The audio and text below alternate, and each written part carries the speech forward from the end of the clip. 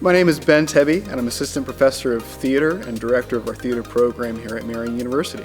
I graduated from Marian over 20 years ago in 1999 with a bachelor's degree in theater and a minor in business administration. We're very excited that we have a new theater major.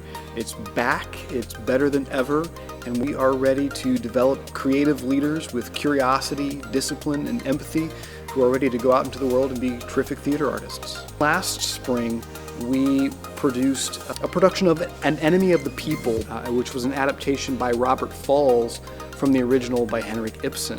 Robert Falls is a Tony Award-winning director. He's the artistic director of the Goodman Theater in Chicago. We were the first production of that adaptation outside of the Goodman in Chicago. Robert Falls actually came down to see the show, which was a tremendous thrill for both me and the students.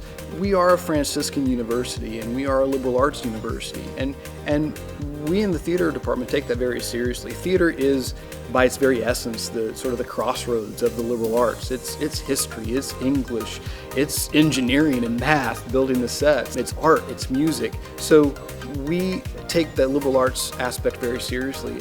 Our theater major is designed to be distinctly Franciscan, and so we want our students to take a holistic look at theater. We will take classes in stagecraft and acting and design. We have a brand new class that will focus specifically on the Franciscan values and applied theater, and taking a look at how there are applications outside of this environment we sit in right now to use these skills that we have in theater to help advance human flourishing.